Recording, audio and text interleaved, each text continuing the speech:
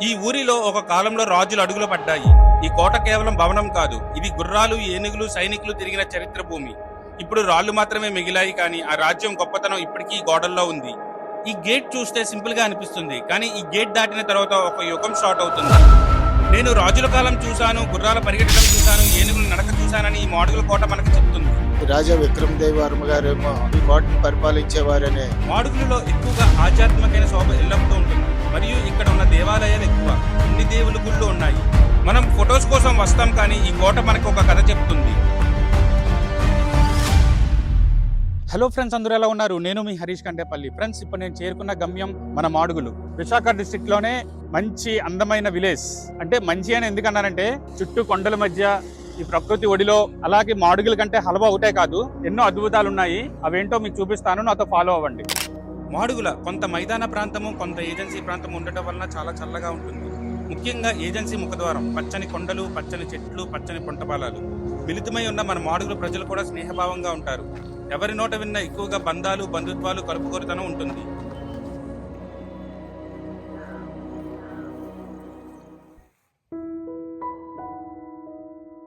నా వెనకాతలు కనిపిస్తుంది, ఇది మాడుగుల కోట. మన జైపూర్ మహారాజులు ఉన్నారు కదా, వారి సంస్థానంలో ఉంది. ఈ కోట దగ్గర నుంచే యాక్చువల్లీ మోదకొండం తల్లి జాతర అనేది స్టార్ట్ అయ్యేది. వీళ్ళ దగ్గర నుంచే. అది ఏంటన్నది మనం నా ఎదుట పైడిరాజు గారు ఉన్నారు, వాళ్ళ మాటల్లోనే తెలుసుకుందాం. నా పేరు భీమరశెట్టి పైడి నాయుడు. ఇది రాజా విక్రమదేవి వర్మ గారేమో ఈ కోటను పరిపాలించేవారని మా పెద్దలు చెప్పేవారు. ఇరానీ గారేమో దగ్గరుండి కార్యక్రమాలు చేయడం, చీర పెట్టడం, పసుపు కుంకాలు ఇవ్వడం అన్ని కూడా జరిగింది. ప్రతి సంవత్సరం కూడా వాళ్ళు వచ్చి ఆ పాదాలు తెచ్చినప్పుడు కానీ, తర్వాత తన పసుపు కుంకాలు అమ్మవారికి సమర్పించడం కానీ చేస్తున్నారు. చాలా ఎకరాలు కొన్ని సమస్యలకి ఇవ్వడం జరిగింది. ఇప్పుడు ఉన్నటువంటి రాజుగారి పెద్ద కోటలు గారేమో ఇక్కడ ఒక బిల్డింగ్ కట్టి సోషల్ యాక్టివిటీస్ ఆర్గనైజ్ చేసి ఈ గ్రామానికి ఉపయోగపడేలా చేద్దామని మాతో చెప్పారు. చూసారు కదా, ఇప్పుడు నా వెనకాల కనిపిస్తున్న ఈ కోట, ఈ లోపల ఏంటంటే ఇప్పుడు సార్ చెప్పిన మాటల్లో విన్నాం మనం ఈ కోట గురించి చరిత్ర.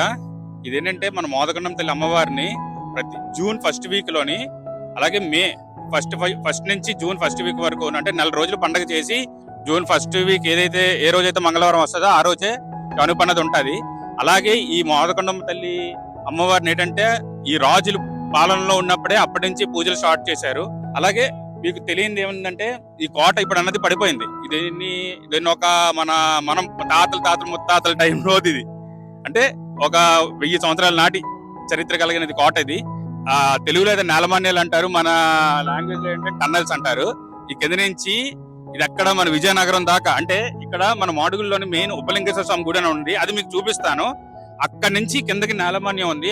అప్పట్లో రాజులు ఏంటంటే వాళ్ళకి వెళ్ళే మార్గాలు, వెళ్ళే దారులు వెళ్ళడానికి అలా వెళ్ళేవారంట. అందులోనే ఎంతో నిధులయ్యి ఉన్నాయంట, కానీ ఇవి ఎక్కడ ఉన్నది మనకి తెలియదు. కానీ అలాంటి నిధులయ్యి చూడాలని మనకి అంత ఆశ ఉంటది, సినిమాల్లో చూడటం తప్పించి ఇంకేముండదు.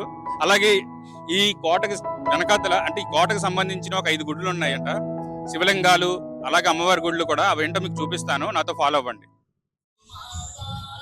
ఫ్రెండ్స్, ఇదే సతకంపట్టు గుడి. అంటే గుడి అని కాదు, సతకంపట్టు అంటారు. ఇదే టెంపుల్. ఇక్కడ నుంచే పాదాలు స్టార్ట్ అవుతాయి. అమ్మవారి సతకంపట్టు అంటే ఇక్కడ 4 రోజులు పండుగ చేసినప్పుడు ఇక్కడే పాదాలు ఉంటాయి. ఇక్కడ నుంచి పాదాలు, ఇక్కడ నుంచి ఊరేగింపిస్తారు అమ్మవారిని. ఇక్కడ నుంచి డైరెక్ట్ గా మోదకొండం తల్లి గుడికి తీసుకెళ్తారు. జూన్ మొదటి వారంలోని 6వ తారీఖుని కానీ 3వ తారీఖుని కానీ మంగళవారం ఏ రోజైతే వస్తుందో ఆ రోజు పూజ చేస్తారు. ఇక్కడ పూజ చేసి ఇక్కడ నుంచి అందరింటి నుండి ఘటాలు ఊరేగింపిస్తారు. ఇక్కడ నుంచి అమ్మవారిని తీసుకెళ్తారు.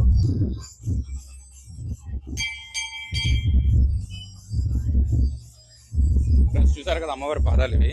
చూసారు కదా, ఇదే సతకంపట్టు. ఏంటంటే అమ్మవారి పాదాలు ఇక్కడ నుంచే స్టార్ట్ అవుతాయి. ఇక్కడ నుంచి మెయిన్ అమ్మవారి గుడికి తీసుకెళ్తారు. 4 రోజులు పండుగ చేసి ఇక్కడ నుంచి ఊరేగింపిస్తారు. ప్రతి ఇంటి దగ్గర నుంచి ఘటాలు మోసుకొని ఇక్కడ నుంచి తీసుకెళ్తూ ఉంటారు. పూర్వం ఇక్కడ నుండే దసరా ఉత్సవాలు అన్నది చేస్తున్నారు. దసరా ఉత్సవాలు చేశాక ప్రతి ఊళ్ళు ఇక్కడ భవానీ మాల వేసుకోవడం, ఈ గుడికి ఎన్నో నిష్టలతో ఇక్కడ పూజలు చేస్తూ ఉంటారు. ఈ 4 రోజులు పండుగ చేసి ఇక్కడ నుంచే పాదాలన్నీ ఊరేగింపిస్తారు. అక్కడ గుడికి కూడా రాట వేసిన రోజులు కానీ అమ్మవారికి మేము మాలాధారణ వేసుకొని 29 రోజులు అమ్మవారికి దీక్ష చేసుకుంటూ ఇలాగ అమ్మవారి లాస్ట్ రోజు ఊరేగింపు వేసుకొని అమ్మవారికి మోదమ్మ గుడికి వెళ్ళి మాలాధారణ విసర్జిస్తాం. చూశారు కదా నా వెనకాతల కనిపిస్తుంది, ఇది పురాతనమైన గుడి, అంటే 1000 సంవత్సరాల నాటి చరిత్ర కలిగినది. ఎదురుగా కనిపిస్తుంది కదా ఈశ్వరుడి గుడి అది. అండ్ దీని పక్కన ఉంది కదా పార్థసారథి గుడి. ఇదేంటంటే మొట్టమొదటిసారిగా తమిళనాడులో ఒక టెంపుల్ కట్టారు. అలాగే మన రాష్ట్రంలోని, మన విశాఖ డిస్ట్రిక్ట్ లోని ఈ మాడుగుల్లో కట్టారు. అండ్ ఏంటంటే పక్కన స్టెప్స్ కనిపిస్తున్నాయి కదా, ఈ పైన గుడి ఉంది, ఇది పార్థసారథి గుడే. మన ఉత్సవాలు చేసే టైంలో కానీ ఎవరికైనా కళ్యాణం అంటే దేవుళ్ళు కళ్యాణాలు చేస్తారు కదా, ఆ టైంలోని పైకి తీసుకెళ్లి చేస్తారు. మీకు అంతా ఇది డ్రోన్ షాట్ లో చూపిస్తాను. ఇది రాజుల టైంలో కట్టిన గుడి ఇది. ఇక్కడ చాలా గుళ్ళు ఉన్నాయి, అలాగే 5 దేవాలయాలు ఉన్నాయి, శివలింగాలు, అమ్మవారి గుళ్ళు ఉన్నాయి. అవి ఏంటన్నది మీకు చూపిస్తాను. ప్రజెంట్ లైట్ ఫెయిల్ అయింది, రేపు మార్నింగ్ చూపిస్తాను.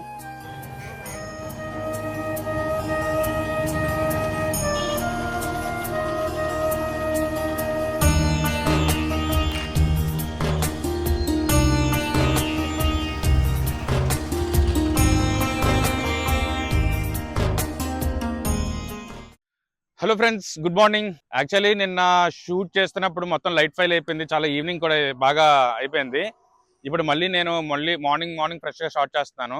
ఇప్పుడు నా వెనకాతలు కనిపిస్తుంది కదా, ఇది అతిథి గృహం అని ఉంది చూడండి, పంచాయతీరాజ్ అతిథి గృహం. ఇది ఇంతకుముందు ఆర్ఎంబి ఆఫీస్ ఇది. దీన్ని ఇప్పుడు ఏంటి అతిథి గృహం చేశారు. అండ్ ఇక్కడ నుంచి చూడండి, నా వెనక్కి చూస్తే ఒక బ్రిడ్జ్ కనిపిస్తుంది కదా, ఇది 100 ఏళ్ల నాటి చరిత్ర ఇది.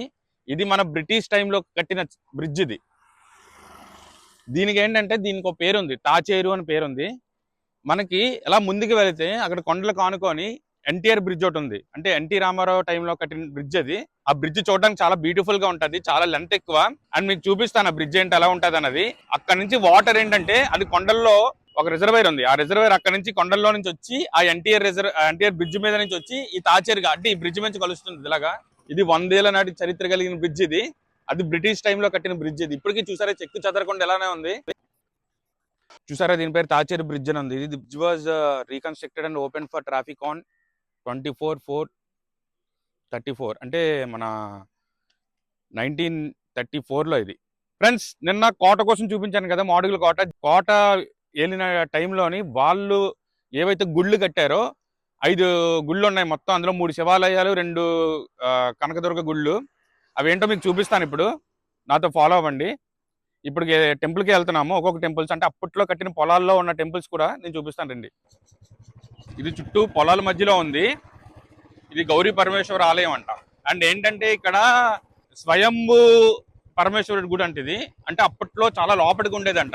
దీన్ని తర్వాత తరతరాలు మారాక మొత్తం పైకి తీసేశారంట. ఇది నేను చూడలేదు, ఆ టెంపుల్ ఎలా ఉందో లోపలికి వెళ్ళి మీకు చూపిస్తాను. ఇదంతా కనిపిస్తుంది కదా, ఇది వెనకాతల కోట వెనకాతల ఈ గోడ మొత్తం 15 ఎకరాల్లో ఉంది. ఇది పల్లెటూరు అనుకుంటాం కానీ వాతావరణం చాలా బాగుంటది.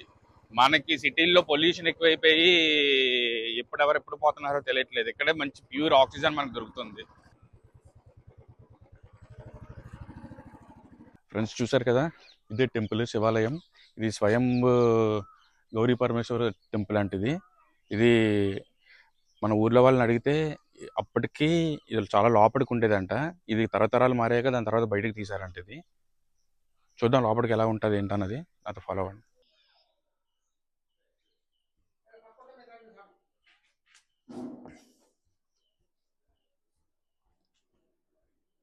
స్వయంవర పార్వతీ భీమలింగేశ్వర స్వామినే నమో నమః.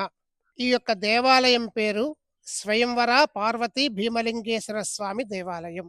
ఇది మత్స్యవంశ మహారాజులు నిర్మించిన దేవాలయం. దేవాలయం అంతా రాతితో కట్టినదే. ఫ్రెండ్స్ చూసారు కదా, ఇది 17th సెంచరీలో కట్టింది. అప్పట్లో వెలిసిన ఇది స్వయంభూ పరమేశ్వరుడు ఆలయం. ఇది ఇలాగ చాలా ఉన్నాయి, ఒక 3-4 ఉన్నాయి. నేను మొత్తం అన్ని మీకు చూపిస్తాను.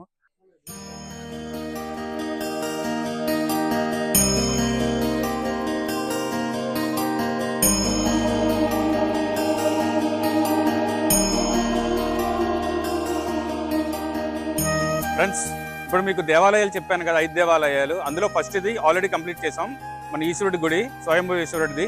అలాగే అలా కొద్ది ముందుకు వస్తే మన ఊరి సెంటర్లోకి వస్తే ఇక్కడ పూర్వం జగన్నాథ స్వామి టెంపుల్ ఉంది. ఇది రాజవంశస్థులు కట్టిన టైంలో ఇది కూడా జగన్నాథ స్వామి టెంపులే. గుడిలోకి వెళ్దాం, దర్శనం చేసుకుందాం, పంతులు గారు చెప్పిన మాటలు మనం విందాం. అతను ఏం చెప్తారో ఆ చరిత్ర మొత్తం తెలుసుకుందాం. నాతో ఫాలో అవ్వండి. ఇది పురాతనమైన జగన్నాథ స్వామి టెంపుల్. ఇది మన రాజవంశస్థులు కట్టినప్పుడు ఆ కోట కట్టినప్పుడు అప్పటి ఉన్న టెంపుల్ ఇది. నాతో రండి. నమస్తే పంతులు గారు. ఈ గుడి యొక్క చరిత్ర, దీన్ని ఎప్పుడు కట్టారు, ఎవరు కట్టారు అన్నది మాకు కొద్దిగా మీరు వివరిస్తారు. ఓం శ్రీ భ్యో నమ శ్రీ మహాగణాపతి దేవత భ్యో నమ. అయ్యా, ఈ గుడి కట్టి అతి పురాతనలో ఏకైక ఉదాహరణ శ్రీ జగన్నాథం గుడి అండి. స్వామివారు ఇక్కడ లక్ష్మీ రాధాకాంత విగ్రహాలండి. స్వామి మహారాజుల వంశం అండి. దానికి గుడి లేదు, విగ్రహాలు ఉన్నాయి, పూర్వం నుంచి ఇక్కడ ఉన్నాయి. ఇది ఎండేమండి సవరి. ఫ్రెండ్స్ చూసారు కదా, ఇది మత్స్యరాజుల వంశం. ఈ సింబల్ చూసారా, చేప లోగో. అలాగే మన పంతులు గారి చేతిలో ఏం పంతులు గారు వచ్చవుతారు. ఫ్రెండ్స్ చూసారు కదా, ఈ జగన్నాథ స్వామి టెంపుల్ ఇది 17వ శతాబ్దం టైంలో కట్టింది. అప్పటి నుంచి ఇప్పటికి చెక్కు చెదరకుండా ఎలాగుందో చూసారు కదా. ఇది ఇప్పుడైతే ఈ మధ్య అయితే పడుతుంది. ఇది కనిపిస్తుంది కదా, ఇది గంధం నూరుతారంట. గంధం నూరి స్వామికి దర్శనం చేసినప్పుడు. ఇది 17వ శతాబ్దం నాటి కట్టిన గుడి, జగన్నాథ స్వామి టెంపుల్. ఇది ఒరిస్సాలో పూరి జగన్నాథ స్వామి టెంపుల్ ఎలాగ ఉందో ఇక్కడ సేమ్ అలాగే ఇక్కడ కూడా మన మాడుగుల్లో ఇలాగే కట్టారు. అండ్ ఏంటంటే అక్కడ ఒరిస్సా అర్చన చేస్తారు, ఇక్కడ ఏంటంటే తెలుగు ప్లస్ ఒరిస్సా అంటే మన ఒడియా లాంగ్వేజ్లో కూడా అర్చన చేస్తారు.